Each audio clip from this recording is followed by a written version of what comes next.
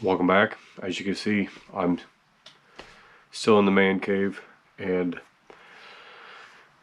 it's just the weather's not cooperating, so I figured I would do another video on something that I just recently received and something that I'm very excited about. And let me just show you, and we'll just get right into it.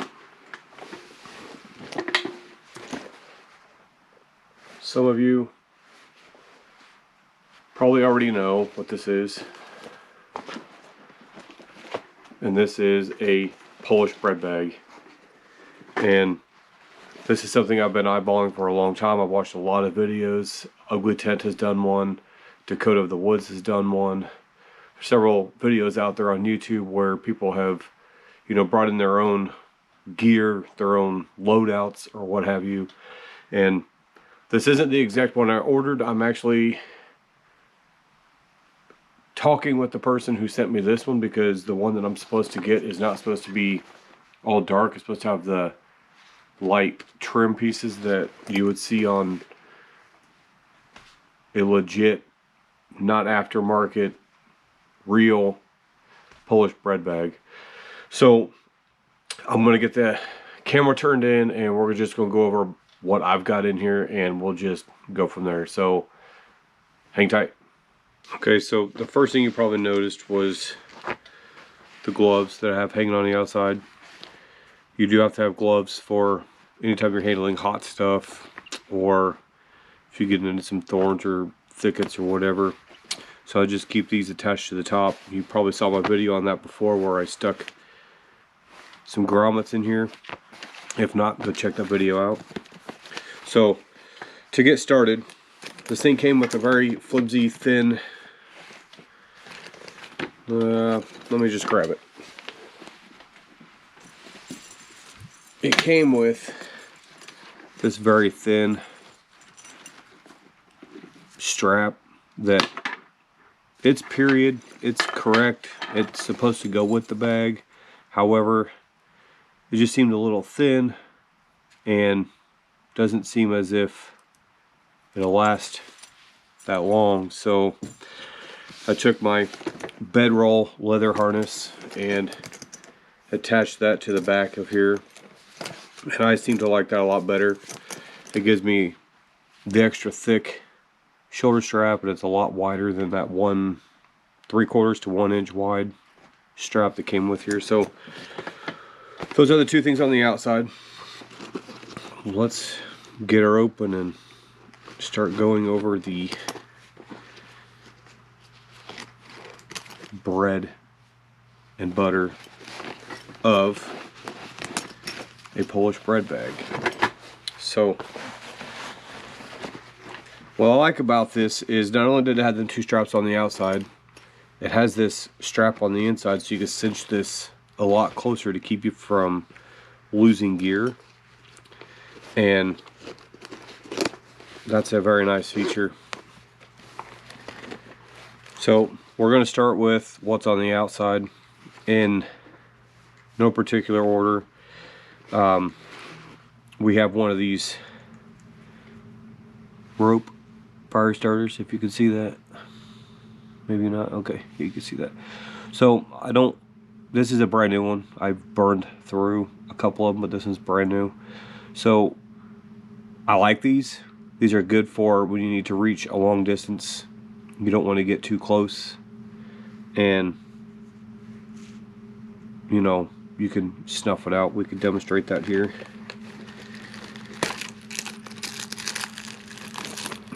You didn't see that. You don't know what's in that pocket. For those of you who don't know or have never seen one of these, that's how it works. You can extend it out, as far as you need, and then when you're done with it, you can just snuff it out and it goes out. So it's a really nice thing to have. I'll leave that out for now. I have multiple ways to start fires in here, because you never know what you're going to run into, what kind of weather, what kind of elements. And so the pocket next to it, I've got just a cheapo ferro rod, but it comes with a whistle It does have a compass on top. I'm not sure how reliable that is, but we will test that eventually. And it comes with this little piece of metal. Sorry, your striker, your flint. Ferro rod, sorry, there we go. Ferro rod striker. You just saw it shoots pretty good sparks. It was the first time I used it, so yay. We're gonna go from my right to my left, which would be your left to your right. So we'll start over here. On the inside of these, there is a pocket here. You saw these two pockets here, and there's also a pocket over here. So we'll start on this side. And what I've got in that pocket is a mini tool set. So I've got the little wrench here, all of your different possible needs, and then your extension. You never know what you might run into. Of course, nothing in this pack would require me to fix it, but you just never know. We have the all-important multi-tool. This is just a cheap Walmart Ozark Trail. It's never failed me, so I don't see the point in going out and spending the money on Gerber or whatever. In the back, we have a pouch that I had made for me that I can use to gather tinder, gather edibles, whatever I need to gather. And that just rests right back here behind our water bottle. Single wall, not double wall. And that rests inside my tin cup. And I keep this bandana in there, one for, you know, wiping sweat, filtering, grabbing hot stuff like the handle if I don't have my gloves, and also for when this goes in there, because it's not quite as wide as the cup, so this just keeps it from rattling around. So that's what I keep in this, my right side, your left side pocket. And if you didn't see, there's a divider here to separate this side from this side. Now we're going to move into this side, but we'll do the pouches on the inside first. We'll start with this pouch, which I have different packets for drinking, and a match safe. Like I said, redundancy. I've got lots of fire starters in here. You never know, like I said, what will work and what won't work. And the stuff that I'm showing you isn't stuff that you have to have. It's not stuff that I even really plan to put in here. I just know this is stuff that I would use on a regular basis. Over here we've got another zip fire starter. This is one where you can light the plastic and everything and just let it go. I have a mini flashlight. And then you saw the Bic lighter, and wrapped around the Bic lighter I have some Gorilla Tape. So that's what's in those two pouches or bags. On this side, I have the lip, or the cover tucked inside the pouch on this side because I have a knife.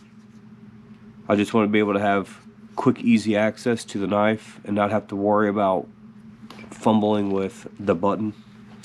And I also carry my titanium long spoon. No particular reason as to why I have the long one, I just do.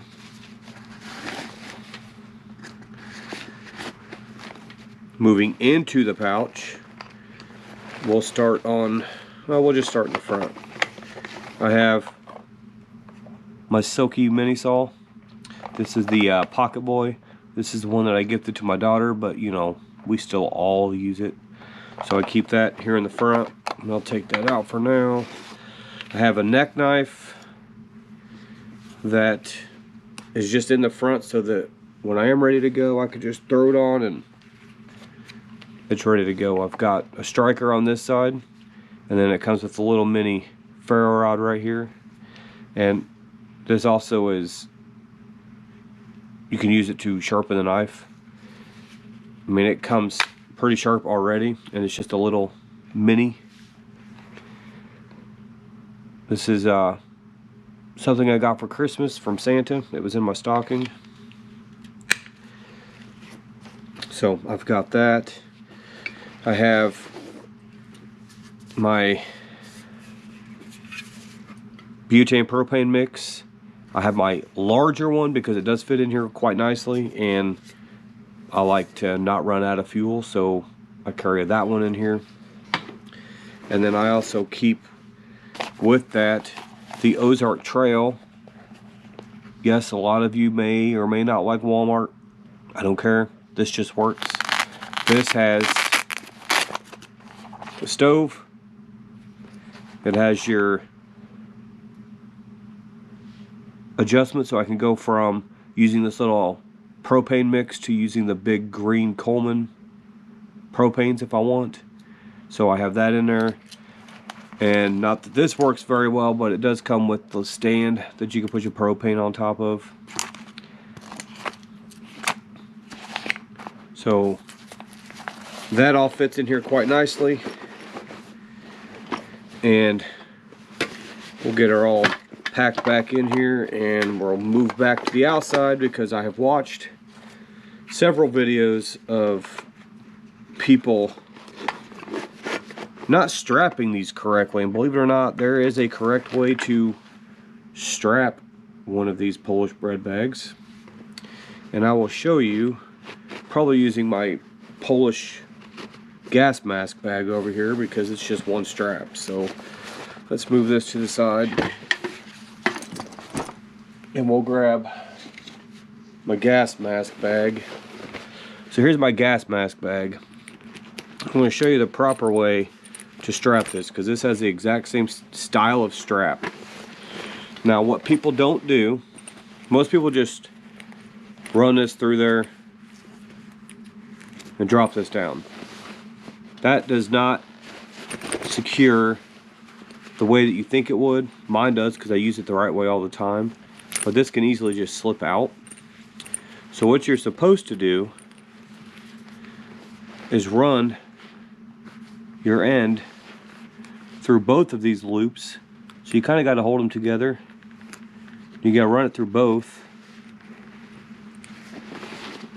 Then around the larger one and back behind the one with the spinning metal deal there. And that will never ever come undone if you happen to find yourself running or wading through water or up and down hills or whatever the case may be. You need to know how to strap that appropriately so that you don't lose your gear. So I like this one because I can really cinch down on this and get this pretty closed. And then this also comes with two styles, or two sizes, a higher one and a lower one. I use the lower one because I just don't want the other one banging around, making noise. So this will push down on top of the other one and keep it from rattling around. So, like I said, you go through both of those. I don't know if you can see that. Probably not. Probably not doing a very good job at it. You go through both of those, around the flatter one, so over the top of the flatter one, and behind the one with the metal piece that moves, and pull it up. And that's it. That's how that's supposed to look. And those will never come off. And one other feature I forgot to mention was it has this carry handle on the back, which I find very convenient. So that, let me just bring you back up. Sorry for some jostling here. I'm going to bring you back up and bring you to my height. There we go. Okay. So, Polish bread bag, something that I've wanted for a very long time. Finally got one. I still have my original Blackie right here that you can see, plus the Blackie number 2 or number 3 over there. I have Campcraft down there, and I have more haversacks in here. The Blackie number 2 is over here, and the Blackie number 3 is over there. So I have lots of bags, tons and tons and tons and tons of bags, but this is the one that I wanted because I wanted to have a proper day pack. And what I'm going to do to this one is take one of my patches, one that's got holes in it, and I'm going to be stitching that on there. So I'm going to have a Bushcraft Evolution Polish bread bag. So look forward to seeing that in a future video of me possibly stitching that on here, or if I forget to film it, you'll at least see it on there. So that's really all I got for you guys today. I really wanted to get a video out because, like I said, our weather just has not been cooperating. We hit 50s a couple days ago, but it just rained and rained and rained, and now we're back down to the 20s again with high winds, making it feel like it's in the teens, sometimes even lower. And I just need to get a video. So I hope you enjoyed this. I hope you liked it, and I hope that maybe you can get one. You can get these for like 20 bucks at a surplus store. I got this on eBay for $13.99 plus $5 shipping and like $1 something a tax, so it still came under $20. And I now own one. And if they let me keep this one when they send me the one that I was supposed to get, I might gift this to somebody. So maybe, we'll see. But until the next time I see you, get out there.